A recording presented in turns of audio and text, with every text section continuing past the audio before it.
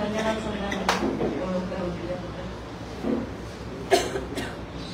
Professors colony मित्र मंडळाचे सर्व सदस्य व इथे उपस्थित सर्व मान्यवरांना माझा नमस्कार. आबूजांच्या 100व्या वाढदिवसाच्या शताब्दी साजरीकरणाच्या निमित्ताने आजचे हे व्याख्यान माझ्या सर्व आप्तजनांसमोर, नवरा, मुलं, सासरचे, माहेरचे, माहेरच्या माहेरचे सर्व आज इथे उपस्थित आहेत. खरं तर दडपण येण्याची परिस्थिती आहे, पण प्रोफेसर्स कॉलनी माझे आजोबा. मन लगेच बालपणात रमतं. इकडे यायची ओढ, आजी आबूजांना भेटण्याचा आनंद. आता आजोबा न म्हणता मी आबूजाच म्हणणार आहे, कारण त्यांचं मी ते नावच ठेवलं होतं, त्याच्यामुळे मी आबूजाच म्हणणार आहे. तर त्यांना भेटण्याचा आनंद हे सर्व आठवते. मी तुमच्याकडे नक्कीच मामाच्या कोणत्या तरी ह्या मामाच्या किंवा त्या मामाच्या कडेवरून आलेली आहे. तुमच्याकडचा खाऊ खाल्लेला आहे, खूप मजा केलेली आहे. कदाचित तुमच्यापैकी काहींना आठवत असेल. त्यामुळे तुम्ही आज मला सांभाळून घ्याल याची मला खात्री आहे. मला आज ही संधी दिल्याबद्दल PCMMच्या सर्व सदस्यांचे मनपूर्वक मला आभार मानायचे आहेत. प्रोफेसर्स कॉलनीचे सौहार्द असेच कायम राहू. आजच्या एकलकोंड्या काळात तुमचे नेबरहुड स्पिरिट कमालीचे आहे, त्याला मानाचा मुद्दा. आबूजा तुम्हा सर्वांनाच माहित आहे. त्यांची शिस्तबद्धता, अर्थशास्त्रावरचे प्रभुत्व, वक्तशीरपणा, ते कसे सेल्फ मेड होते हे सर्वांना माहिती आहे. पण मी जर त्यांना एका मानसशास्त्रज्ञाच्या दृष्टिकोनातून बघितलं तर हे लक्षात येतं की त्यांची विचार प्रक्रिया विलक्षण विकसित होती. त्या काळात त्यांच्या स्पष्ट वक्तेपणा कदाचित काहींना खटकत असेल. जसं विनुमा बोलता बोलता बोलला की ते बेधडक त्यांना जे वाटत होतं ते बोलत होते, लिहित होते, आणि हाच त्यांचा जो खणखणीतपणा होता तो विलक्षण होता. ते थोडे रिबेलियस सुद्धा कदाचित काही जणांना वाटत असतील. आता हे assertion, how to say no, rationality वगैरे जे मी लेक्चर्स घेते ते गुण त्या काळात त्यांच्यात होतेच, उपजतच होते. त्यांचे विचार स्पष्ट, पूर्वग्रहमुक्त आणि आजच्या काळातही योग्य म्हणजे रेलेव्हंट आणि भविष्यदर्शी फ्युचरिस्टिक होते. म्हणून हाच विषय मी आवर्जून निवडला.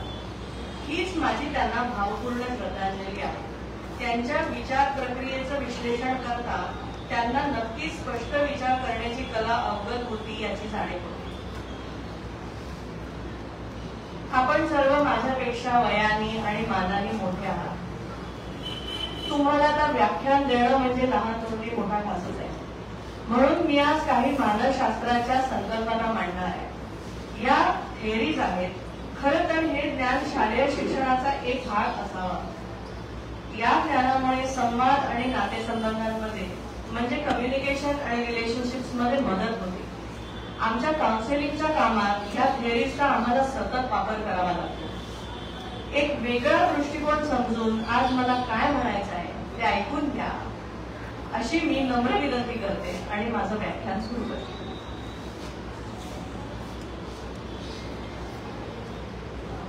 आजचं जे प्रेझेंटेशन आहे त्याचा फ्लो असा राहणार आहे की सुरुवातीला मी थोडंसं कॉग्निटिव्ह एरर्स काय असतात त्याच्याबद्दल बोलायचं आहे. त्याच्यानंतर कॉमन बायसेस काय असतात, म्हणजे जी आपली जी विचार प्रक्रिया असते ती अशी का प्रत्येकाची वेगळी का होते त्याच्याबद्दल, आणि मग चुकीच्या कल्पनांना आपल्याला कसं काय आव्हान होतं. कारण नुसतं एक मला इथे खूप आवर्जून सांगावं असं वाटतं की पुष्कळ म्हणजे सगळ्यांचा तसा समज असतो की सायकोलॉजी हा एक थेअरी सब्जेक्ट आहे, पण ऍक्च्युली सायकोलॉजी हा सगळ्यात प्रॅक्टिकल सब्जेक्ट आहे. कारण सायकोलॉजीची नुसती थेअरी जर तुम्हाला माहिती असली आणि त्याचा जर तुम्हाला काहीच वापर नाही करता आला तर त्या थेअरीचा काहीच उपयोग नाही आहे. त्याच्यामुळे सायकोलॉजी हा विषय अतिशय प्रॅक्टिकल आहे. म्हणून जे टेकअवेज आहेत म्हणजे हे सगळं थेअरी आहे ठीक आहे, पण मग आता यांनी काय पुढे काय म्हणजे यांनी काय आपल्याला फायदा होणार आहे का, तर काही 5-6 पॉइंट्स मी असे सांगणार आहे जे आपल्याला इमिडिएटली अंमलात आणता येतील आणि आपल्याला तसा आपल्यामध्ये बदल पण आणता येऊ शकतो जर इच्छा असेल. आता आपण विषयाकडे वळू. वेगळ्या वेगळ्या ज्या घटना घडतात हे एक्सटर्नल इव्हेंट्स असतात. त्या घटना आपण सगळ्या ऍब्झॉर्ब करतो, परसिव्ह करतो, आपल्या पंचेंद्रियाने, म्हणजे आपल्या कानांनी आपण ऐकतो, डोळ्यांनी बघतो, आपण टचनी स्पर्शाने आपल्याला जाणवतात गोष्टी, टेस्ट आहे, या सगळ्या गोष्टी आणि स्मेल आहे, ओलेफॅक्ट, याने आपण कुठलीही घटना जी घडते त्याचं आपण आकलन करतो, त्याचं आपण परसेप्शन करतो आणि मग ते आपल्या मेंदूमधून ते फिल्टर्स असतात, त्या फिल्टर्सच्या थ्रू आपण ते सगळं प्रोसेस करतो. आता हे जे फिल्टर्स असतात तर ते काही दिसणारे फिल्टर्स नसतात, पण ते खूप महत्वाचे फिल्टर्स असतात. आता हे कुठले फिल्टर्स असतात तर आपल्याला जे लहानपणापासून शिकवल्या गेलेलं आहे, आपले व्हॅल्यू सिस्टम, आपलं बेसिक व्हॅल्यू सिस्टम आपला एक फिल्टर असतो. आपलं नर्चरिंग कुठल्या वातावरणात झालेलं आहे, आपलं नर्चरिंग कसं झालेलं आहे, तो एक फार महत्वाचा मुद्दा असतो. त्याच्यामुळे जे आपले कोर बिलीफ्स जे आपले बनत जातात, ते कोर बिलीफ्स एक फिल्टर असतो. आपल्या ज्या आठवणींचा जो संग्रह असतो, आपल्या मेमरीज, तो एक फिल्टर असतो. त्याच्यामुळे आणि वेगवेगळ्या अनुभवांमुळे जे आपले बायसेस बनतात, तो एक आपला फिल्टर असतो. आता मी बायसेस बद्दल बोलणारच आहे. तो बायसेस आपला फिल्टर असतो. आणि काही प्रेज्युडायसेस असतात, कारण प्रेज्युडायसेस सगळ्यांनाच माहिती आहे, बऱ्याच गोष्टींबद्दल स्टिरिओटायपिंग असतं, काही प्रेज्युडाइज्ड विचार असतात. हे सगळ्या फिल्टर्स मधून ती इन्फॉर्मेशन खरं तर आपल्या मेंदूमध्ये जाते, तिथे त्याचं इंटरनल रिप्रेझेंटेशन होतं आणि मग आपली त्यावेळेला जी भावनिक स्थिती असते त्या हिशोबाने आपण त्याचं बिहेवियर आपण करतो. म्हणजे फॉर एक्झाम्पल असं बरेचदा तुम्हाला असं लक्षात आलं असेल की एखादा कॉमेडी पिक्चर बघायला आपण जातो, पण आपला काही मूळ विषय चांगला नसतो त्या दिवशी, आणि मग आपण सिनेमा पाहून आल्यानंतर इतक्या शिव्या देतो त्या सिनेमाला की किती पाचट होतं, किती बोर होतं, आणि कदाचित काही वर्षांनी आपण पुन्हा तो पिक्चर पाहतो आणि आपल्याला वाटतं अरे मला हे त्यावेळेला इतकं का बोर झालं होतं, ते तर चांगलं आहे.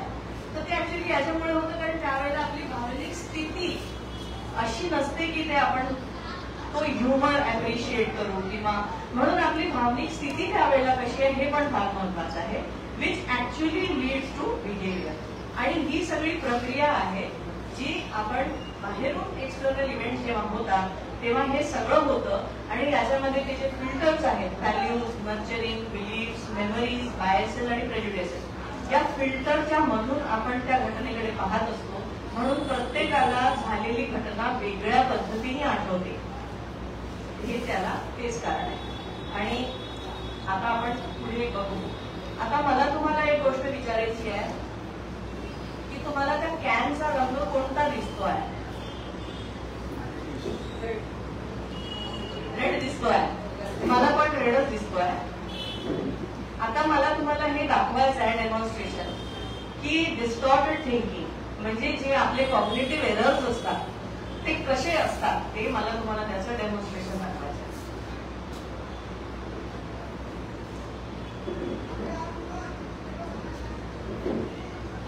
आता कुठला रंग दिसतो?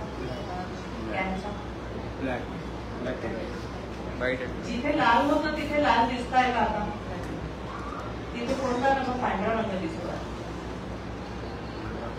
तर मजेची गोष्ट ही आहे की त्या कॅन मध्ये लाल रंग नाहीच आहे, पण आपण कोका कोलाचा कॅन पाहिलेला आहे आणि आपल्याला कोका कोलाच्या कॅन मध्ये तो लाल रंग कोका कोलाचा आपल्या लक्षात आहे, म्हणून आपल्याला तो लाल रंगच दिसतो. आणि मी जेव्हा झूम करते तेव्हा मला तो दिसायला लागते तो लाल रंग नाही आहे, आता मला पांढरा रंग दिसतो. आता ही गोष्ट मला माहिती आहे की तिथे लाल रंग नाही आहे, तिथे पांढरा रंग आहे, हे नक्की झालं ना. आता कुठला रंग दिसतो? ही आहे गंमत, हे आहेत आपले बिलीफ्स. आणि जिथे रंग नाही आहे तिथे आपला माइंड रंग भरतो आहे. इतकी मोठी कपॅसिटी आपल्या ब्रेनची आहे की मला माहिती आहे की तो लाल रंग नाही आहे, तरी तो मला लालच रंग दिसतो. आणि जर कोणी मला म्हटलं की तो लाल रंग नाही आहे तर मी काय म्हणेन? तू आपले डोळे तपासून घे, डॉक्टरला दाखवून दे, ऑफ्थॅल्मॉलॉजिस्टला दाखवून दे, तुला काहीतरी बहुतेक कलर विझण्याचा प्रॉब्लेम होतोय. आणि हे होतं कम्युनिकेशन मध्ये सुद्धा की आपण एका व्ह्यू पॉइंटनी पाहतो आणि आपल्याला हे वाटतं की माझं बरोबर आहे म्हणजे तुझं चूक आहे, कारण आपण दोघंही बरोबर नाही राहू शकतो. एक तर मी बरोबर आहे, नाही तर तू बरोबर आहे. हे ब्लॅक अँड व्हाईट थिंकिंग आहे, आपण ह्याच्याबद्दल बोलणार आहोत. पण हे जे आहे याला म्हणतात डिस्टॉर्टेड थिंकिंग, की जेव्हा एखादी गोष्ट स्पष्टपणे आता तुम्हाला माहिती आहे की तिथे लाल रंग नाही आहे, तरी पण तिथे आपलं ब्रेन तिथे लाल रंग होतो. तर हे इंटरेस्टिंग आहे. आता कॉग्निटिव्ह एरर्सची सुरुवात आपण केली की कॉग्निटिव्ह एरर्स म्हणजे काय, तर कॉग्निटिव्ह एरर्स म्हणजे a systematic deviation from logic, rational, reasonable thought and behaviour. आणि हे आपल्या लाईफमध्ये आपल्याला प्रत्येकाला असं वाटतं की मी खूप प्रॅक्टिकल आहे, मी खूप लॉजिकल आहे, मी खूप रॅशनल विचार करते किंवा करतो. पण आपले जे ते फिल्टर्स असतात, आपले बायसेस, आपल्या प्री कन्सेप्ट नोशन्स आणि आपले बिलीव्स, ते इतके पॉवरफुल असतात, जसा तो लाल रंग दिसतो तसं, की आपण नाही राहू शकत तितकं लॉजिकल. आणि जेव्हा आम्ही सायकोलॉजी शिकतो तेव्हा आम्हाला, जेव्हा आम्ही काउन्सिलर म्हणून जेव्हा आम्हाला काम करायचं असतं, आम्हाला ही गोष्ट सगळ्यात पहिले शिकवल्या जाते की तुम्ही जेव्हा कोणाचं जेव्हा ऐकताय, मला वाटतं की हे सगळ्यांनाच अप्लाय होतं, की आपण जेव्हा कोणाचं ऐकतो आहे तेव्हा आम्हाला हे ट्रेनिंग दिलं जातं की तुमचे ते फिल्टर्स मध्ये नाही आले पाहिजे, कारण त्याच्याशिवाय तुम्ही त्यांना कसं काय ऍडवाइस द्या. म्हणून ते फार आवश्यक आहे की ते फिल्टर्स बाजूला ठेवून जर आपल्याला बघता आलं तर मला वाटतं की कम्युनिकेशन मध्ये खूप वेगळ्या लेवलचं आपल्याला इंटिमसी साधता येईल आणि समजून घेण्याची आपली कपॅसिटी पण खूप वाढेल. तर 3 गोष्टी आहेत ज्या मला असं वाटतं, तसे तर खूप 100च्या वर बायसेस आहेत. त्याच्यातले काही 2-3 मी सांगेन जे महत्वाचे डे टू डे आपल्या आयुष्यात असतात. पण 3 ज्या फार महत्वाचे कॉन्सेप्ट आहेत. एक आहे डिलिशन.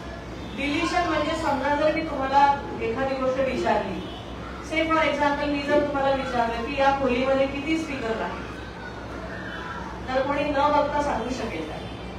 किंवा मी जर तुम्हाला विचारलं की इथे स्पीकर आहेत का, तर तुम्हाला सांगता येईल का? तसं आहे की आपल्या बुद्धीची एक कपॅसिटी आहे, म्हणजे आपल्या बुद्धीची प्रचंड कपॅसिटी आहे, पण प्रत्येक वेळेला आपली बुद्धी खूप जास्त काम करत असते. म्हणून आपल्या बुद्धीला एक लिमिटेड गोष्टींचं, म्हणजे ज्याचं काम आहे त्याच्याकडे लक्ष द्या, बाकीच्या काही लक्ष द्यायची गरज नाही आहे. आणि आपली बुद्धी ते सगळं डिलीट करून टाकते ती इन्फॉर्मेशन. तर आता या खोलीमध्ये मला 4 स्पीकर दिसतात आहेत. आता मी विचारलं म्हणून मी बघितलं की 4 स्पीकर, पण मला माहिती नव्हतं की किती स्पीकर. जर मी इथे 100दा आली असेल तरी मला ते जाणवणार नाही की मला इथे किती स्पीकर आहेत, हे किती चौकोन आहेत, किती पंखे आहेत, कारण ती इन्फॉर्मेशन माझ्या बुद्धीला असं वाटतं की त्याची काही गरज नाही आहे माहिती करून घेण्याची. पुन्हा हे होतं कम्युनिकेशन मध्ये. जेव्हा आपण लोकांशी कम्युनिकेट करतो तेव्हा आपल्या फिल्टर्सच्या अनुसार आपण गोष्टी ऐकतो किंवा बघतो आणि खूप साऱ्या गोष्टी आपण डिलीट करून टाकतो. तर हे जर आपण आपल्या कम्युनिकेशन मध्ये ही गोष्ट जर लक्षात ठेवली की असं होऊ शकतं की काही गोष्टी मी ऐकल्याच नाहीये किंवा काही गोष्टी मला दिसल्याच नाहीये, कदाचित माझं त्याच्याकडे लक्षच नव्हतं. हे जेव्हा आपण आपल्या मनाला पक्क सांगतो की नाही, डिलिशन, डिस्टॉर्शन, जनरलायझेशन या 3 गोष्टी आपण करत असतो. इवन ॲज अ काउन्सिलर जेव्हा तुम्ही ऐकता तेव्हा you have to be very sure की तुम्ही पूर्ण 100% ऐकताय की नाही. असं तर नाही आहे की तुमचं सिलेक्टिव्ह हिअरिंग आहे.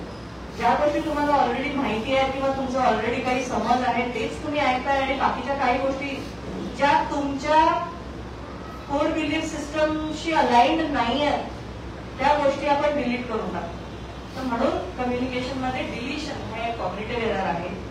दुसरं आहे डिस्टॉर्शन.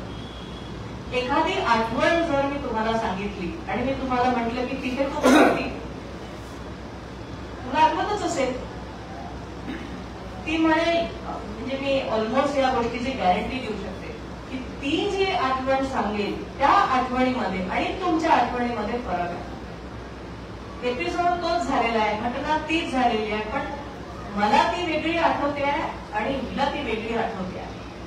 हे पुन्हा आपल्या बुद्धीचं काम आहे की खूपच गोष्टी लक्षात ठेवायच्या आहेत, खूपच मेमरी आपल्याला फुल करायची आहे. पण मग ज्या गोष्टी माझ्या फिल्टर्सच्या हिशोबाने आहेत त्या गोष्टी मला बरोबर लक्षात राहतात, काही डिटेल्स माझ्या लक्षात राहणार पण दुसऱ्या कोणाच्या तरी लक्षात राहतील.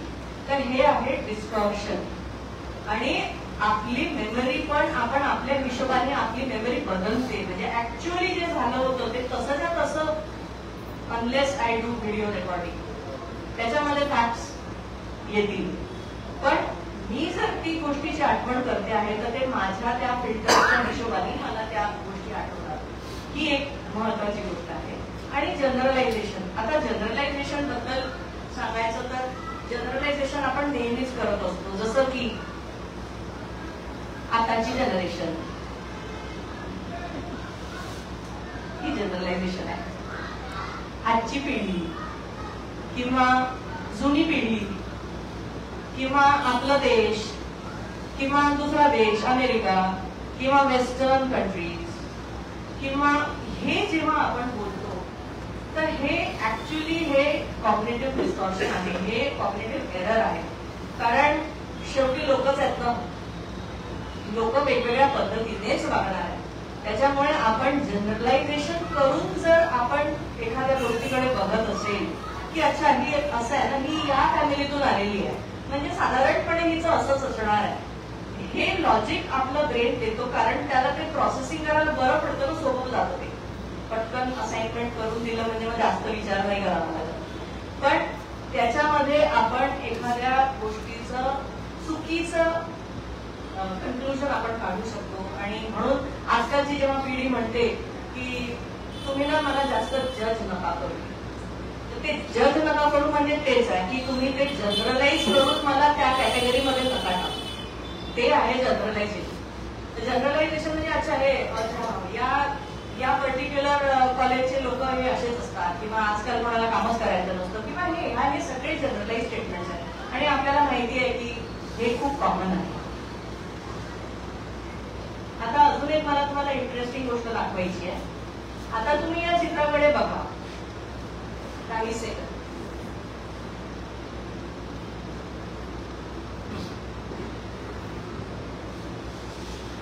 आता मला सांगा की या व्यक्तीचं वय साधारणपणे किती असेल?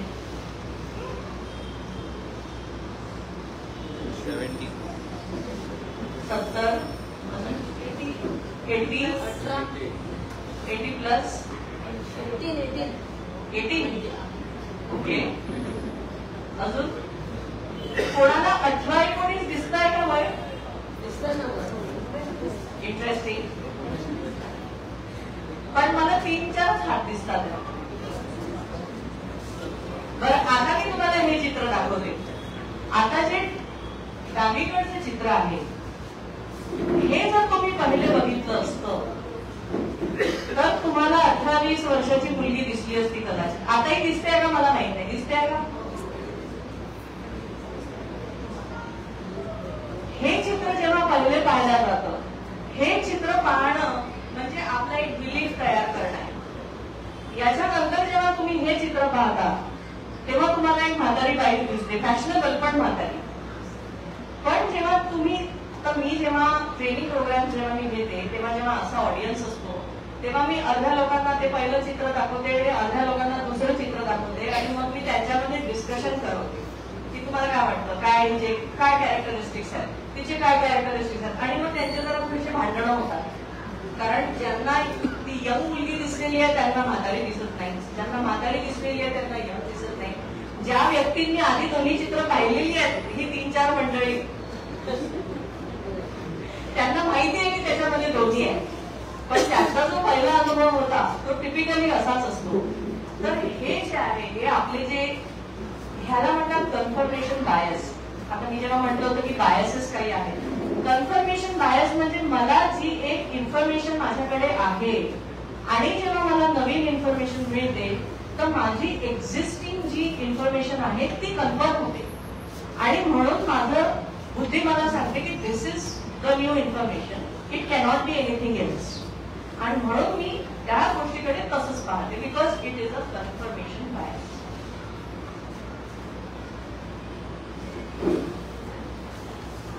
आता ब्लॅक अँड व्हाईट थिंकिंग एक फार महत्वाचा डिस्टॉर्शन आहे, कॉग्निटिव्ह डिस्टॉर्शन. म्हणजे द्वैतवादी विचार. जसं आपल्या जुन्या हिंदी पिक्चर मध्ये असायचं, जास्त कन्फ्युजन असायचं. जो विलन असायचा तो म्हणजे सगळ्याच गोष्टीच वाईट असायचा, आणि जो हिरो असायचा म्हणजे तो 100% चांगलाच असायचा. तर हे जे आहे की आयदर हिरो ऑर विलन, एखादा माणूस सक्सेसफुल आहे म्हणजे 100, आणि एखादा माणूस सक्सेसफुल नाही आहे म्हणजे 0. हे जे आहे ब्लॅक अँड व्हाईट थिंकिंग, ह्यानी आपल्या कम्युनिकेशन मध्ये खूप प्रॉब्लेम्स होतात. कारण आपण ते असं असाइन करून देतो. हे पुन्हा आपल्या ब्रेनचंच काम आहे की जास्त काही विचार करायची गरज नाही पडली पाहिजे, सिम्पलिस्टिक पाहिजे. म्हणून 0 or good or bad, poor or rich. आता पुअर आणि रिच मध्ये केवढी मोठी रेंज आहे, पण आपण त्याला 0 to 1 च्या स्केल मध्ये बघतो. एक कॉग्निटिव्ह डिस्टॉर्शनचं फार सुंदर उदाहरण मला आठवतं. एक पिक्चर आला होता तेहजीब नावाचा, तेहजीब. त्याच्यामध्ये शबाना आझमी खूप मोठी सिंगर दाखवली आहे, आणि तिची मुलगी असते उर्मिला मातोंडकर. आणि ती उर्मिला मातोंडकर अगदी लहान असते, आणि तिची आई Shabana Azmi great successful singer सतत बाहेर जात असते, सतत कॉन्सर्ट्स मध्ये जाते, खूप तयार होते, मेकअप करते, खूप ती पॉप्युलर असते, खूप फेमस असते, आणि तिच्याजवळ वेळच नसतो. जेव्हा ती तिचे वडील म्हणजे ऋषी कपूर तिला शाळेतून घरी आणतो, तिचा बाबा घरी आणतो, तिला खायला देतो, तिची काळजी घेतो, तिला विचारतो, तिच्याशी गप्पा मारतो. त्या छोट्या मुलीच्या मनात सतत ही गोष्ट असते की माझ्या आईला माझ्यासाठी अजिबात वेळ नाही, म्हणजे माझी आई काही एवढी चांगली व्यक्ती नाही, आणि माझे बाबा किती चांगले आहेत, ते माझं सगळं करतात. आणि त्या विचारातच ती मोठी होते. आणि ड्युरिंग हर ग्रोइंग इयर्स असं होतं, अशी एक घटना होते की तिचे वडील मरतात, आणि ती असा पडदा बाजूला करून जेव्हा बघते काय चाललेलं आहे, तेव्हा तिला तिच्या आईच्या हातात गन दिसते. आणि काही क्षणातच तिला हे कळतं की तिचे वडील गोळी त्यांना लागली आहे आणि ते गेले. मग कोर्ट केस पर्यंत जातच नाही, पोलीस येतात, आणि तिच्या आईला काही शिक्षा होत नाही, कारण त्याच्याजवळ काही त्यांना पुरावेच मिळत नाही की तिच्या आईने म्हणजे शबाना आझमीने मर्डर केलेला आहे. आणि तिच्या आईला काहीच होत नाही. तिच्या आईचं करिअर तसंच सुरू राहतं. ही उर्मिला मातोंडकर मोठी होते, आणि मोठी झाल्यानंतर आता तिची आई खूप फेमस असते, दुसरीकडे राहत असते, ही दुसरीकडे राहत असते. आणि जेव्हा त्या मायलेकी एकत्र येतात आणि शबाना आझमी काही वेळ तिच्या बरोबर घालवते, तेव्हा त्या उर्मिला मातोंडकरचे ते सगळे जे जुने जे तिच्या डोक्यात तिच्या आईबद्दलचा राग आणि ते गुन्हेगार आहे आपली आई, ही एक भावना जी तिच्या मनात असते, ती खूप स्पष्टपणे आपल्या आईला सांगते की तूच माझ्या बाबांना मारलेला आहे. आणि मग शबाना आझमीला न राहून तिला हे मग सांगावं लागतं की तुझे बाबा किती दारू प्यायचे, त्यांचा बिझनेस कसा पूर्णपणे बुडाला होता, आणि ते डिप्रेशन मध्ये गेले होते, त्याच्यामुळे मला गाणं म्हणावं लागलं. मला तुमच्याकडे ते मला किती गिल्टी वाटायचं त्यावेळेला, मला उशीर व्हायचा घरी यायला. तुझ्या बाबांचा खूप माझ्यावर शकी स्वभाव त्यांचा झालेला होता. ते अजून डिप्रेशन मध्ये जात होते. आणि एक दिवस मी बाहेरून जेव्हा घरी आली तेव्हा त्यांच्या हातात एका हातात दारूची बाटली होती आणि दुसऱ्या हातात गन होती. आणि जेव्हा मी ती गन घ्यायला गेली तेव्हा त्यांनी ती स्वतःवर गोळी झाडून घेतली. आणि हे जेव्हा तिला कळतं तेव्हा तिला ते याला म्हणतात पॅराडाईम शिफ्ट. म्हणजे एक आपला प्रीकन्सिव्ह नोशन असतो आणि अचानक तुम्हाला असं काही कळतं ज्याच्यामुळे तुमचे ते सगळे बदलून जाते एकदम सडनली. त्याला आमच्या सायकोलॉजीमध्ये नाव आहे पॅराडाईम शिफ्ट. आपल्या आयुष्यात खूप पॅराडाईम शिफ्ट होतात, नेहमीच होतात, पण जितकं आपलं माइंड आपण ओपन ठेवू तेवढे पॅराडाईम शिफ्टचा भाव आपण जास्त देऊ तेवढं आपलं थिंकिंग पण क्लिअर होत जातं. तर हे ब्लॅक अँड व्हाईट थिंकिंग जे आहे ते एक आपल्याला म्हणजे आपल्याला त्याला प्रश्न विचारायलाच पाहिजे की खरंच असं आहे का, म्हणजे ब्लॅक अँड व्हाईट थिंकिंग आहे का हे, की सगळंच ग्रे एरियामध्ये तर आपल्याला कुठे ग्रे का नाही दिसत आहे, आपल्याला ब्लॅक अँड व्हाईटच का दिसत आहे, हा एक विचार करायला हवा. या ब्लॅक अँड व्हाईट थिंकिंगचा मी आमच्या शाळेच्या ज्या टीचर्स असतात त्यांना मी एक नेहमी उदाहरण देत असते. म्हणजे हा माझा स्वतःचाच अनुभव होता. मी त्यांना म्हणजे माझ्या समोर झालेली गोष्ट आहे की एका छोट्याशा किंडरगार्टनच्या ग्रुपला टीचर नेचर वॉक साठी घेऊन जाते. इथे ज्या पेरेंट्स आहेत लहान मुलांच्या आया त्यांच्यासाठी ही गोष्ट मला असं वाटतं की कामात येईल. आणि आजा आणि आजोबा. तर टीचर असते आणि ती मुलांना नेचर वॉकवर घेऊन जाते आणि तिथे एक बदमाश मुलगा असतो, त्याला अशा खूप मुंग्या दिसतात, धडाधड तो आपल्या पायाने त्या मुंग्यांना मारायला लागतो.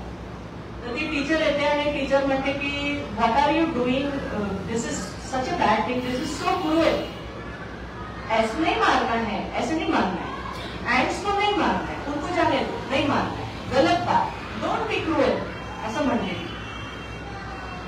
आणि मग नंतर मी हा विचार करते, म्हणजे माझ्या विचारांमध्ये तो मुलगा घरी जातो आणि घरी गेल्यानंतर तो आपल्या चेंज वगैरे करून डायनिंग टेबलवर बसतो जेवायला आणि त्याच्या ताटाच्या भोवती त्याला 2-4 मुंग्या दिसतात.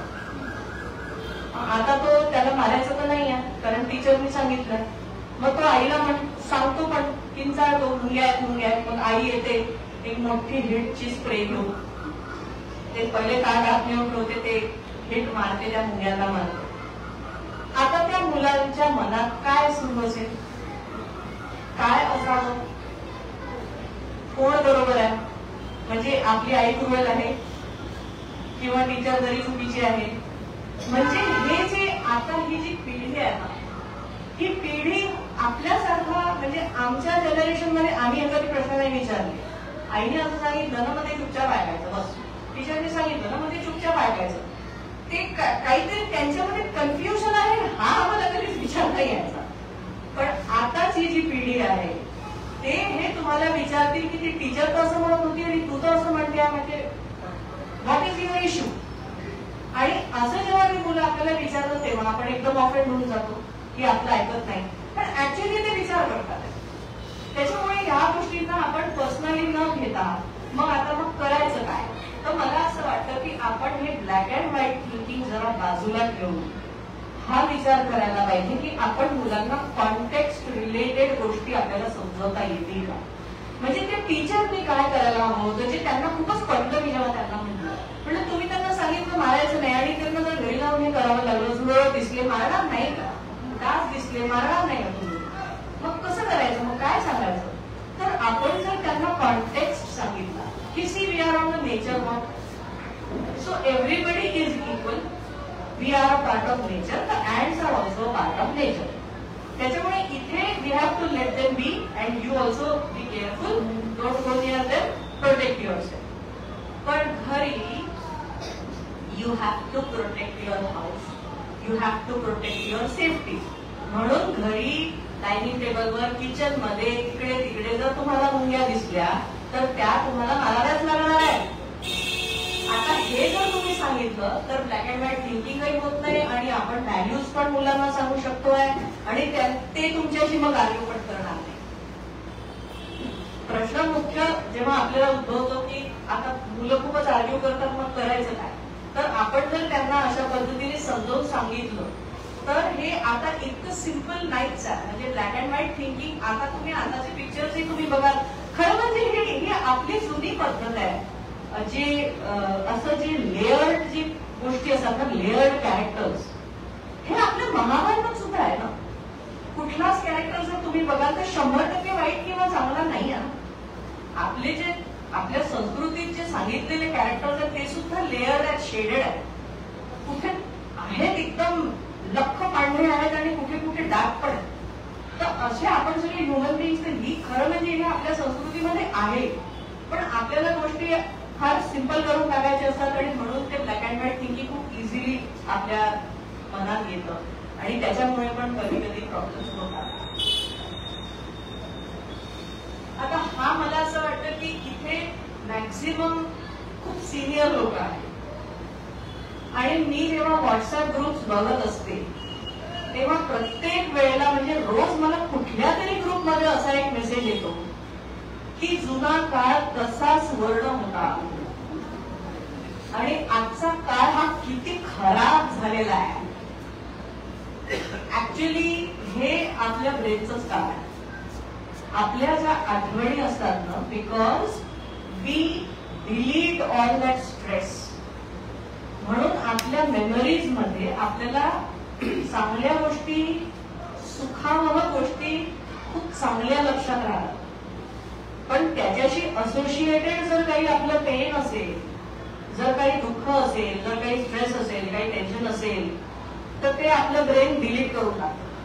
म्हणून तुम्ही जर जुने फोटो उघडून बघाल, हे आपलं कोपिंग मेकॅनिझम पण आहे की आपल्याला चांगल्याच गोष्टी लक्षात राहतात आणि मग आपल्याला असं वाटतं की ते किती चांगलं होतं. पण त्यावेळेला आपल्याला हे नाही लक्षात येत की तेव्हा आपल्याला ट्रीटमेंट मिळणं किती कठीण होतं, तेव्हा आपल्याला कम्युनिकेट करणं किती, हे मेसेजेस आपण व्हॉट्सअपवरच पाठवतोय ना, नाही का? म्हणजे व्हॉट्सअप नसतं तर आपण हे कसं सांगू शकलो असतो ना की जुना काळ किती सुरळ होता. त्यामुळे मला असं वाटतं की ते ब्लॅक अँड व्हाईट थिंकिंग जर आपण सोडून दिलं ना, की जुन्या काळात जे प्रॉब्लेम होते ते होते, म्हणजे मला आता आठवत नाहीये, पण तुम्ही खरंच जर विचार करायचा प्रयत्न केला की प्रॉब्लेम होते की नव्हते, तर प्रामाणिकपणे आपल्याला लक्षात येईल की ते ऍक्च्युली प्रॉब्लेम होते. आणि तुम्हाला जर चॉईस दिलं की तुम्हाला आता त्या काळात राहायचं आहे का, मग चला त्या काळात जाऊ आपण सगळे, तुम्हाला खरंच तुम्ही राहाल का? तुम्ही नाही राहू शकणार. कारण आता जे तुम्हाला सगळ्या ज्या तुम्हाला सोयी मिळतात आहे, ज्या तुम्हाला कन्व्हिनियन्स तुम्हाला मिळतोय, जे कनेक्टिव्हिटी तुम्हाला मिळते आहे, पण यांनी होतं काय की आपण खूप स्वतःला सॅड करून घेतो हे सांगून की आता म्हणजे ते राहिलंच नाही. कारण आताच्या मुलांना ना याची काळजीच नाहीये की माझा हा कॉन्टॅक्ट सुटणार आहे. आताच शाळेतलं फेअरवेल आणि आमच्या काळचं, आमच्यापेक्षा तुमच्या काळचं फेअरवेल हे किती जास्त इमोशनल असणार आहे. हजार हजार रडत असतील मुली, आताही मुली साड्या नेसून जातात, आम्ही पण साड्या नेसून जातो, पण आता मुली तेवढं, मग आपल्याला असं वाटतं की त्यांचं काही इमोशन्स यांना कमी झालेत का? ऍक्च्युली त्यांचे इमोशन जर कमी झाले, त्यांना माहिती आहे की परमनंटली टच मध्ये राहणार आहे, कोणी सुटणारच नाहीये त्यांच्या जवळ. त्याच्यामुळे त्यांना तो त्रास नाही होत जो आपल्याला त्रास होतो. आणि आपल्याला असं वाटतं की यांना काय इमोशन नाही आहेत, की हे इतके असे का, असे कोडगे का बनत चालले.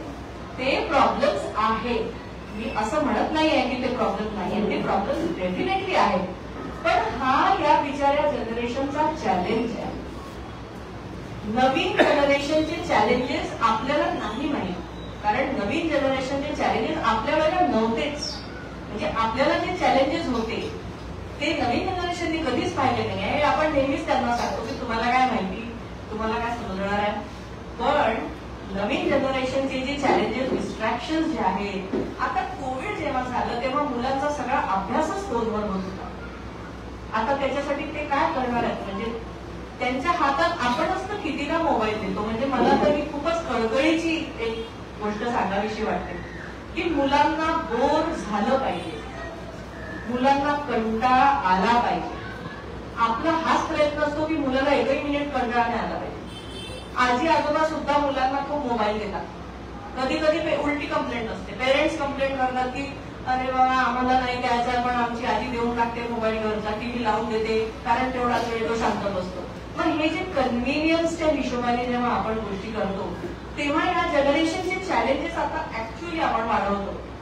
पण आपल्याला असं वाटत नाही की असं होत आहे, कारण आपण जे काही करतो we are always very well meaning.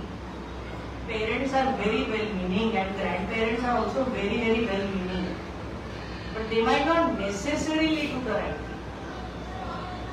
हा एक महत्वाचा मुद्दा आहे. सिनियर सिटीजन्स साठी हा मला खूप आवर्जून सांगावासा वाटतो की इतका वाईट नवीन काळ नाही आहे.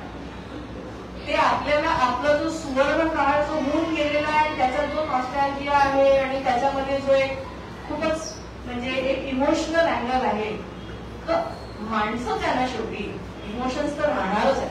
फक्त ते एक्सप्रेस करण्याची पद्धत बदललेली आहे. ते त्या वेगळ्या प्रकारचे स्ट्रेसेस आता मुलांना आहेत.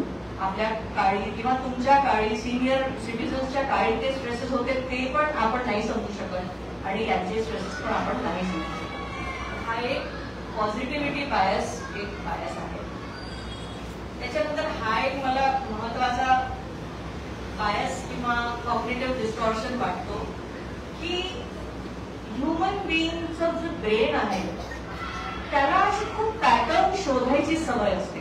पुन्हा इथे जो मेक लाईफ सोबत की काहीतरी पॅटर्न मध्ये चालू आहे आपलं. म्हणजे असं झालं होतं तर मग आता म्हणजे असं होण्याचे चान्सेस आहेत किंवा असं आपण खूपच सहज म्हणतो की माझं तर नशीबच खराब आहे, माझ्यासोबत तर नेहमी असंच होतं, एखादी गोष्ट चांगली झाली की आता काहीतरी वाईट झालंच काय, म्हणजे मला माहितीच आहे की हे वाईट होणार आहे. तर याच्यासाठी मला एक प्रश्न म्हणजे हे जे तर्क सोडून विचार करणे जे आहे, मला विचारावं असं वाटतं की माझ्यासोबत जी घटना 4 वर्षांपूर्वी झाली होती ती याच्यामुळे झाली होती की ती जेव्हा सिच्युएशन झाली होती त्या सिच्युएशनला मी कसं रिस्पॉन्ड केलं होतं त्यावेळेला, आणि मग मी त्याच्यानंतर आता 4 वर्ष पुढे आलेली आहे. या 4 वर्षांमध्ये माझ्या बुद्धीमध्ये काहीच फरक झालेला नाहीये का, मी काहीच शिकलेली नाहीये का, आणि मी जर इव्हॉल्व्ह झालेली आहे, मी जर 4 वर्षांनी अजून आता मोठी झाली आहे, 4 वर्षांनी मी मॅच्युअर झाली आहे, सिच्युएशन बदलली आहे. त्यावेळेला जर माझा मुलगा 2 वर्षाचा होता त्याच्यामुळे काही कॉम्प्लिकेशन होते, तर आता तो 6 वर्षाचा झालेला आहे 4 वर्षानंतर, आता तो शाळेत जायला लागलेला आहे, तर आता माझी सिच्युएशन बदललेली आहे. तर मग तो मी आता जर ती सिच्युएशन माझ्या समोर आली तर इट इज व्हेरी लाईकली की मी वेगळ्या पद्धतीने त्याला रिस्पॉन्ड करेन, कारण मी थोडी जास्त शहाणी झाली आहे. म्हणून पॅटर्न रिपिटेशन ऍक्च्युअली लॉजिकल नाही. आता याच्यामध्ये काही लोक म्हणत असतील की एखादा आपलं नशीबच घेऊन येतो वगैरे वगैरे. आता ज्या गोष्टी आपण प्रूव्हच करू शकत नाही त्याच्याबद्दल आपण काही आर्ग्युमेंट्सच करू शकतो, पण तुम्ही जर एखाद्या सिच्युएशन वेगळ्या पद्धतीने हँडल केली तर त्याचा रिझल्ट काहीतरी वेगळा राहू शकतो. हे तर्कशास्त्राला मला असं वाटतं की मान्य आहे. आणि प्रत्येक जेव्हा आपण हा पॅटर्नचा विचार करतो तेव्हा बरेचदा असं होतं की ते कोइन्सिडन्सेस असतात, पण आपल्याला असं वाटत नाही की ते कोइन्सिडन्स आहे, कारण आपल्या ब्रेन मध्ये पॅटर्न रेकग्निशन हे खूप इतकं एम्बेडेड आहे. पॅटर्न रेकग्निशन त्याला तर याच्यामध्ये नक्की काहीतरी पॅटर्न आहे. आता तसं हे चित्र आहे, तुम्हाला वाटेलच ना की हा तो येलो कितीदा आलेला आहे, मग ते खाली आहे म्हणजे मग अजून 3-4 याच्यानंतर पुन्हा तिकडे येलो येईल का, पण actually there is no pattern. There is no pattern, कारण टाइम एका डायरेक्शननीच फक्त जातोय, आपण एका डायरेक्शननीच फक्त मोठे होतोय. आपल्याला जे जे अनुभव येतात त्या अनुभवांमधून आपण नवीन अनुभवांना फेस करतोय, आपण वेगळ्या पद्धतीने विचार करणार आहोत. आपण तीच व्यक्ती नाही आहोत जी आपण 2 वर्षापूर्वी होतो, 4 वर्षापूर्वी होतो. त्याच्यामुळे पॅटर्न जर आपण शोधणं बंद केलं तर मला असं वाटतं की लाईफ खूप इझी होईल, कारण ह्या गोष्टी आपल्याला खूप असं त्रास देऊन जातात. उगीच आपण स्वतःला त्रास देतो. आणि आता हे असे अनेक बायसेस अजून आहेत, खूप बायसेस आहेत. अजून एक इंटरेस्टिंग बायस आहे जो मला सांगावा असा वाटतो की एखादी व्यक्ती समजा जर म्हणजे आपण असं बोलता सहज बोलतो की ती व्यक्ती खूपच हुशार आहे, इतकं करते सगळ्यांसाठी, असं करते तसं करते, आणि त्याच्या सोबत आपण अजून 2-4 ऍडजेक्टिव्ह लावून देतो जे ऍक्च्युअली रेलेव्हंटच नाही आहे. म्हणजे तो खूप चांगला आहे, खूप लोकांना मदत करतो, तर आपल्या डोक्यात हे येतं की म्हणजे तो खूपच हुशार पण आहे, पण ऍक्च्युअली हे अनरिलेटेड ट्रेड्स आहेत. त्याच्यामुळे हा पण एक बायस आहे. आणि असे अनेक बायसेस आहेत, पण मला असं वाटतं की आपण बोलतच राहू असं जर बायसेस बद्दल बोलतो तर, पण हे जरी आपण एक लक्षात आपल्या राहिलं की असे बायसेस असतात आणि ते आपल्या फिल्टर्समुळे असतात, तर मला असं वाटतं की आपल्या थॉट क्लॅरिटी आपली येऊ शकते. आणि ही थॉट क्लॅरिटी मी जो माझा अगोदरशी संवाद झालेला आहे ते माझ्या घरी जवळपास 2.5 महिने येऊन राहिले होते अमेरिकेला. त्यावेळेला आम्हाला खूप वेळ मिळाला गप्पा मारायला, आणि त्यावेळेला आणि आईकडून वगैरे पण मला ज्या त्यांच्या गोष्टी कळलेल्या आहेत की त्यांचे त्या काळात त्यांचे विचार इतके जबरदस्त होते की त्यांच्या मुलींसाठी जेव्हा असे 3 मुली, त्याच्यामुळे असे अनेक स्थळ येत होते, आणि ते म्हणायचे कोणी हुंडा बिंडेचा काही विचार केला तर की हुंडा म्हणजे कोणी मला हुंडा द्यायला पाहिजे, मी माझ्या एवढ्या सक्षम मुली त्यांच्या घरात पाठवतोय तर मी काय हुंडा द्यायला, पण कोणी मला हुंडा द्यायला पाहिजे. आणि मग घरी बाकीच्यांना म्हणजे आपण इमॅजिन करू शकतो की काय परिस्थिती होत असेल. पण हा इतका फ्युचरिस्टिक थॉट आणि अहेड ऑफ इट्स टाइम जेव्हा थॉट असतो तेव्हा तो बाकीच्यांच्या पसीने पडणं जरा कठीण असतं.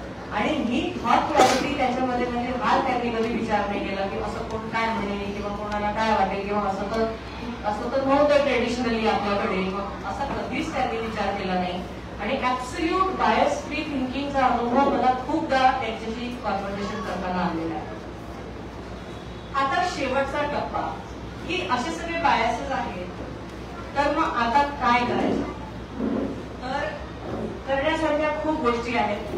पहिले तर खूप प्रश्न विचारायचे आहेत. पहिला प्रश्न विचारायचा आहे की असं जर मला वाटतंय तर याचं प्रूफ काय आहे?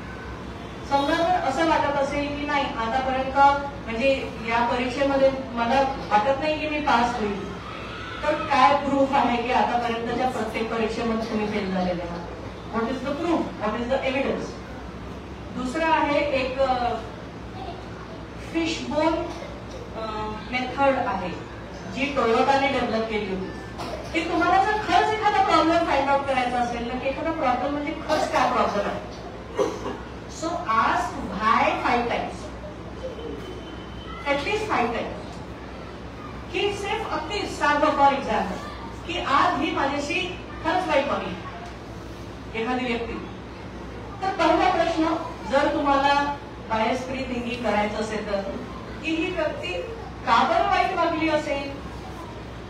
मग अच्छा, तिचा मूड खराब होता म्हणून ती वाईट वागली. तिचा मूड का खराब असेल? मग तिचा मूड खराब होता कारण तिच्या मुलीची तब्येत बरी नव्हती. तिच्या मुलीची तब्येत का बरं बरी नव्हती असं जेव्हा आम्ही 5-6 वेळा विचारतो तेव्हा आपण रूट कॉज पर्यंत पोहोचतो. आणि मग जेव्हा आपण रूट कॉज पर्यंत पोहोचतो तेव्हा इट इज लाईकली की ती गोष्ट आपण तितकी माइंड नाही करत. म्हणजे हे सगळं खरं म्हणजे आपल्याचसाठी आहे, स्वतःच्याच स्टेबिलिटीसाठी आहे.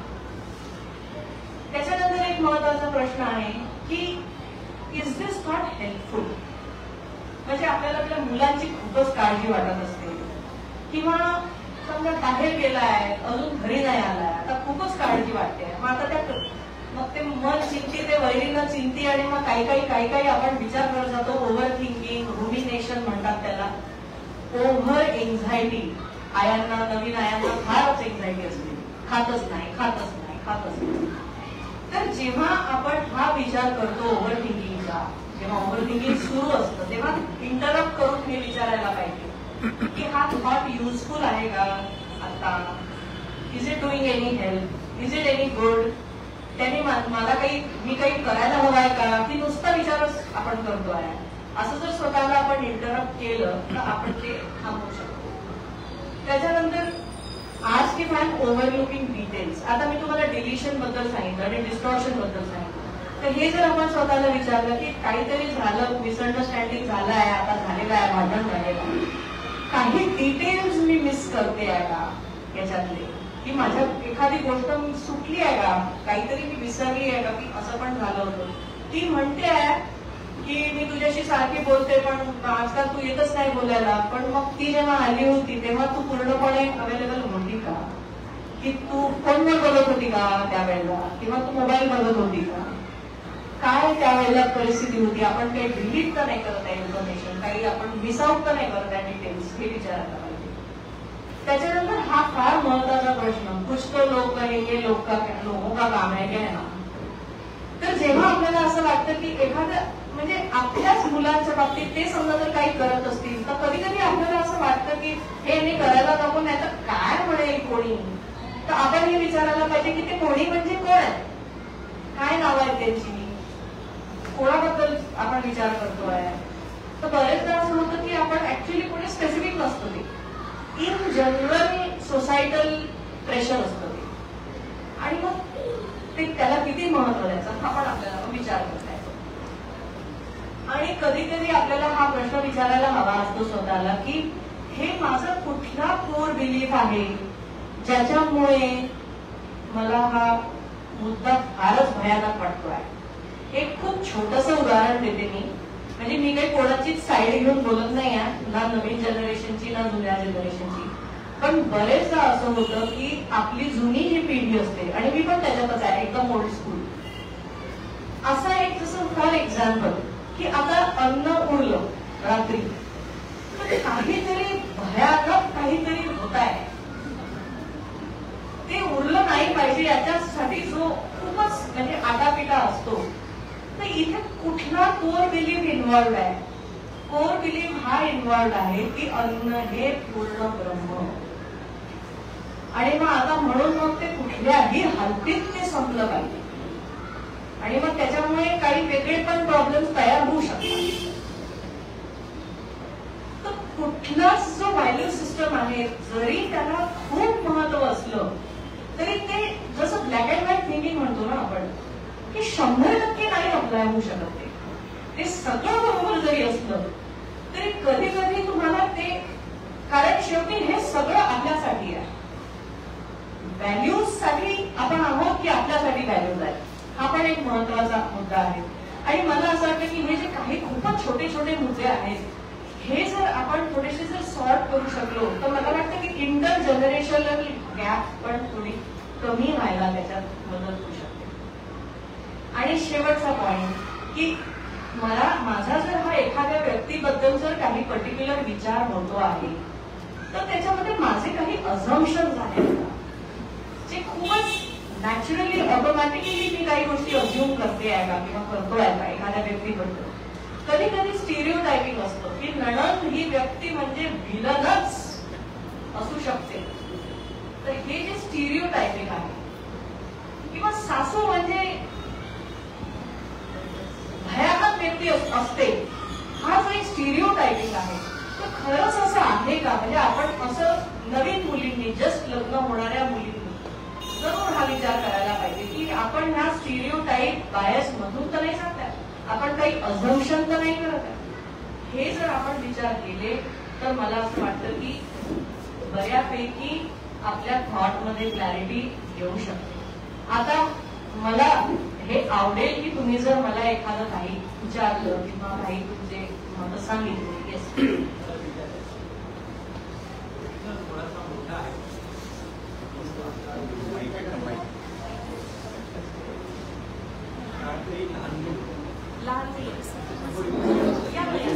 पहिले बरे होते, कन्फ्युज आहे. माईकवर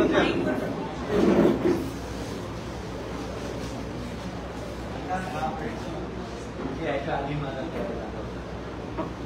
तर शाळेतली लहान मुलं सर्व प्रकारचे राजकीय व सामाजिक नेते, तरुण मुलं मुली, खाजगी व शासकीय यंत्रणेत काम करणारे, कुशल अकुशल कामगार, बुद्धिवादी व स्वतःला सभ्य व संभावी समजणारे, अंधश्रद्धा व अज्ञानी, कलाकार, सदन, कोट्या, सर्व प्रकारात जुळणारा व्यक्ती समाज हा अतिशय गुणवत्ता व खोटे बोलणारा आहे. यावर मला मार्गदर्शक तत्त्वे नव्हते. याच्यावर तुमच्या जो काही याच्यावर तुमचा काही उपक्रम आहे का? मार्गदर्शक तत्त्वे नको, हे असं पाहिजे कसं पाहिजे, काय डोंट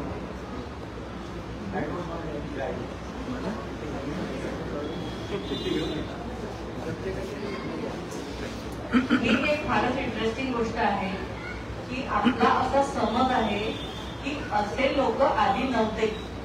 हे एक अझम्पशन आहे की आता पूर्ण समाजच तसा होत चाललेला आहे. तर मला असं वाटतं की आपण जे डिसेंडंट्स आहोत ते आपण अतिशय सर्व्हायव्हल ऑफ द फिटेस्ट चे डिसेंडंट्स आहोत. आणि आपल्या नर्चरिंग मध्ये आता काही फ्यू 100 इयर्स पासून आपल्यामध्ये हे सगळे व्हॅल्यूज आणि या सगळ्या गोष्टी आलेल्या आहेत. पण to begin with, human being is very selfish, ही फॅक्ट आहे. आणि जुन्या काळी, आता आपण जसं फॉर एक्झाम्पल आपण जेव्हा म्हणतो एखादा रुलर हा किती चांगला होता, पण त्यांनी पण खूप क्रुएल्टी केलेलीच आहे. पण आपण जेव्हा हे सगळं वाचतो तेव्हा या गोष्टींचा तेवढा एम्फसिस या गोष्टींवर नसतो की त्या काळात किती क्रुएल्टी होत होती. आता जर जुन्या काळी जर आपण, म्हणजे मलाच विचारायचं आहे हा प्रश्न, की जुन्या काळी जे सगळ्यात सिनियर लोक जे राहत होते घरात, तर त्यांचं असं असायचं, साधारणपणे जनरलाइजच बोलते आहे, असं असायचं की मी जे म्हणेन तसं तुम्ही करा, तसं जर तुम्ही केलं नाही तर याचा अर्थ की you are not a good son. तर हे कितपत बरोबर आहे?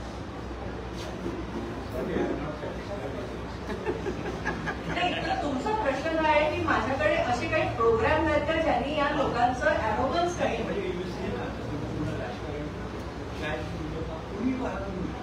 पहिले आपल्या घरी जी भांडे असतात घरी येत असेल ती किती म्हणजे अभिनीय आता ती उर्मट झाली आहे.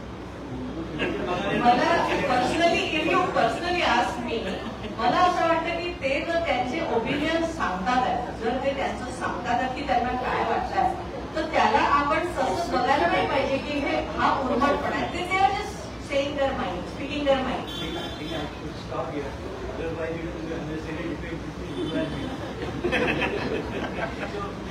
मला असं वाटतं म्हणजे ऍज अ सायकोलॉजिस्ट मला असं वाटतं की everybody should focus only on something which is in their control. म्हणजे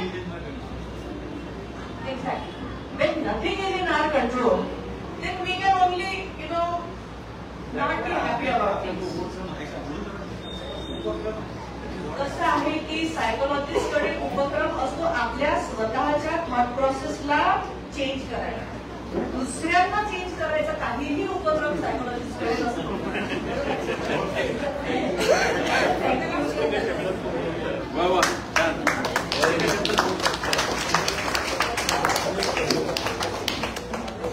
आता मॅरेज ब्युरो मध्ये कॉम्पिटेबिलिटी टेस्ट क्वेश्चन नाही करतात तरी मुलाची गरज होत नाही. सायकोलॉजी काय बोलतो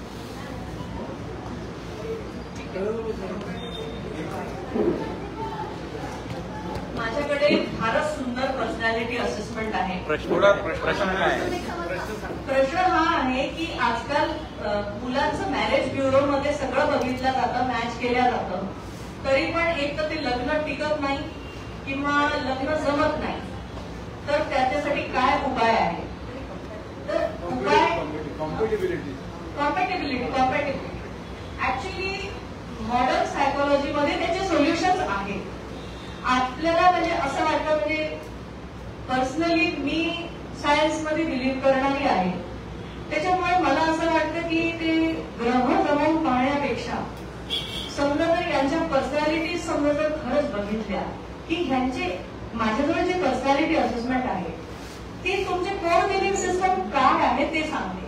तर एखाद्याचा जर तुम्हाला कोर बिलीफ सिस्टम समजला तर तुम्हाला समजायला तर पाहिजे ना कशाशी कॉम्पॅटेबिलिटी करायची आहे. समजा एखादी व्यक्ती अशी आहे की जी खूपच इंट्रोवर्टेड आहे आणि मला हे सततच वाटतं आहे की लग्न झालं आहे, आता ही व्यक्ती माझ्या का नाही येत आहे माहेरी, तर माझ्याबद्दल काहीच वाटत नाही का या व्यक्तीला म्हणून येत नाही आहे का. आणि मग आम्ही कॉम्पॅटेबिलिटी टेस्ट जेव्हा करतो तेव्हा मग त्या मुलीला सांगितलं जातं की बाई ही व्यक्ती तशीच राहणार आहे आणि त्या व्यक्तीचे सोशल इव्हेंट्स मध्ये त्याच्या मनात काय चाललंय हे त्या पर्सनॅलिटी असेसमेंट मधून समजतं की त्याच्यासाठी ते इतकं टॅक्सिंग आहे की त्याला त्या गोष्टीचा इतका जास्त त्रास होतो आहे आणि म्हणून तो हे अशा गोष्टी अवॉइड करतो आहे. तर हे जेव्हा त्या मुलीला समजतं तेव्हा ती ते ऍक्सेप्ट करते. म्हणजे तिला हे समजायला पाहिजे ना ऍक्सेप्ट करायचं काय आहे. म्हणून मला असं वाटतं की या कॉम्पॅटेबिलिटीचा खूपच विचार करायला पाहिजे. आणि अनफॉर्च्युनेटली हे आता तर पुष्कळ हे मॅरेज ब्युरोज म्हणजे माझ्या माहितीप्रमाणे ते खूप काउन्सिलिंग करतात.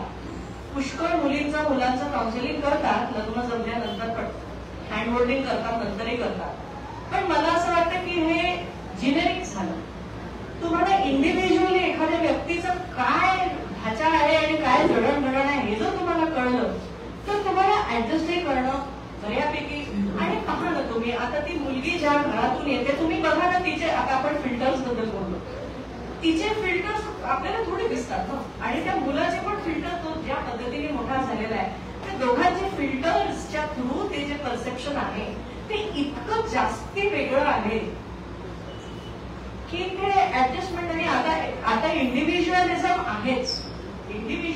आहेच आणि मला असं वाटतं की रिझनेबल लिमिट पर्यंत रिझनेबल लेवलपर्यंत इंडिव्हिज्युअलिझम असायलाही नव्हतं. म्हणजे आपल्याला असंच अशी एक माझी आजी आणि अशी होती माझी आजी की जिने स्वतःचं अस्तित्व ठेवलंच नव्हतं आणि आपण त्या व्यक्तीचं किती उदो उदो करतो, पण तिने तिच्या मुलीला तसं राहायला नाही शिकवलं आणि तिने तिच्या मुलीला तसं राहायला नाही शिकवलं. त्याच्यामुळे प्रत्येक जणच महत्वाचा आहे. त्याच्यामुळे तुम्ही स्वतःला संपूर्णपणे देऊन टाकणं, वाहून देणं सुद्धा म्हणजे कितपत योग्य आहे हा पण एक विचार करायलाच पाहिजे. त्याच्यामुळे कॉम्पॅटिबिलिटी सगळीकडून हवी. ही अपेक्षा नाही राहू शकत की या व्यक्तीनेच कॉम्पॅटेबल राहायला हवं किंवा आलेल्या सुनेनीच कॉम्पॅटेबल राहायला हवं किंवा आता सासूनी पूर्णपणे कॉम्पॅटेबल राहायला हवं. हे दोन्ही चुकीचं. मी तर म्हणते प्रत्येकाची पर्सनॅलिटी असेसमेंट करायला पाहिजे, प्रत्येकाचे कोर बिलीफ सिस्टम समजले पाहिजे आणि त्यांनी खूप फरक पडतो. बिहेवियर मध्ये फरक पडतो, अंडरस्टँडिंग मध्ये आणि कम्युनिकेशन मध्ये, रिलेशनशिप मध्ये पण फरक पडतो. I hope I answered your question.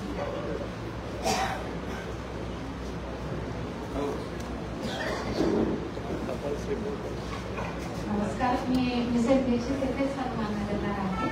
मला हे विचारायचं आहे, म्हणजे बहुतेक सर्वांच्याच मनात असेल की आम्ही म्हणजे बहुतांशी घरांमध्ये आम्ही 3 पिढ्या किंवा 4 पिढ्या एकत्र राहत असतो. तर तुम्ही जर हा शब्द लिहिलाय ना सुस्पष्ट विचारसरणी, तर ही कुटुंब जर बांधून ठेवायचं असेल तर आपल्याला सुस्पष्ट बोलता येत नाही, हा माझा अनुभव आहे. जर तुम्ही बोलायला गेलात तर ते कुटुंब विभाजित होण्याची किंवा ते तुटण्याची एक भीती असते. तर मग अशा प्रसंगी आपण काय करायला हवं, म्हणजे तुम्ही एक मानसशास्त्रज्ञ म्हणून आम्हाला काय सुचवाल, हे माझे प्रश्न आहे. देवाच्या कृपेने माझ्याजवळ उत्तर आहे.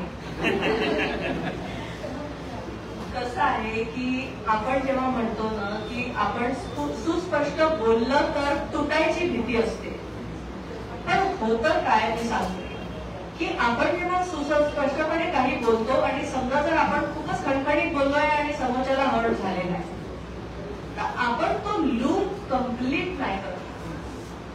आपण त्याच्यामध्ये पूर्णपणे क्लॅरिटी नाही आणत. आपले तिथे त्याचे लूज एंड्स तसेच सुटलेले राहतात आणि त्या भीतीने जर आपण बोललो नाही तर जास्त मोठे प्रॉब्लेम व्हायची भीती आहे, एक गोष्ट.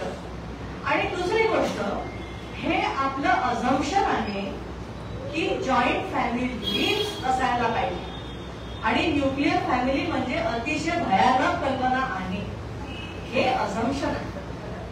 मला असं वाटतं की जिथे कॉम्पॅटेबिलिटी खूप चांगली असेल तिथे एकत्र राहायलाच पाहिजे. मी स्वतः 10 जणांच्या जॉईंट फॅमिली मधून आहे, त्याच्यामुळे मला हे माहिती आहे की आणि आमच्याकडे अत्यंत खणखणीत सुस्पष्टता घरात आहे आणि त्यांनी काहीही भीती नाहीये. पण काय होतं की एखादं बोलता बोलता रागाच्या भरात जर तुम्ही काही बोलले आहात समजा, तर तुम्ही ते लूज एंड्स काय करायला हवे, तुम्ही ते नंतर शांतपणे बसून ते सॉर्ट आउट केल्याशिवाय ते तुम्ही तसंच नाही सोडून द्यायला पाहिजे. मग काय होतं की तसं जर तुम्ही सोडून दिलं तर पुढच्या वेळेला माणूस जरा थोडासा हबकलेल्या पद्धतीने बोलतो ना. पण तसं जर झालं तर हळूहळू दुरावा वाढतच जाणार आहे. पण दुरावा जर वाढायचा नसेल तर त्याला एकच कारण आहे की आपल्याला ते अनकम्फर्टेबल कॉन्व्हर्सेशन करायची तयारी आपली पाहिजे.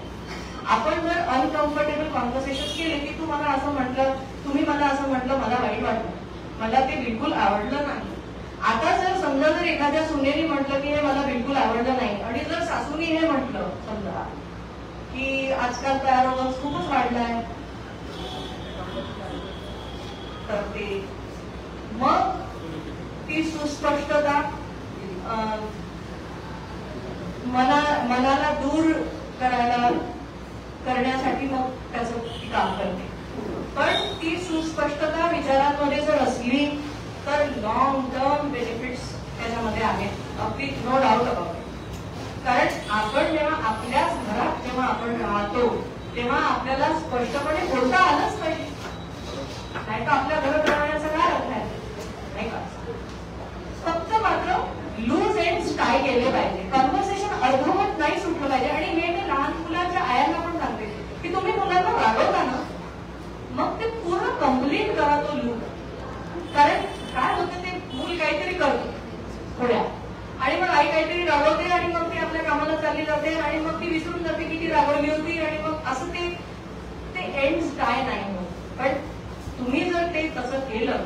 जर तुम्ही नंतर शांतपणे घेऊन बसले, जर गोष्ट सांगितली की मी तुला का रागवलं होतं, मी का म्हटलं होतं, आणि असं आया करतात ना, मग पुढे मग काय हरकत आहे असं करायला.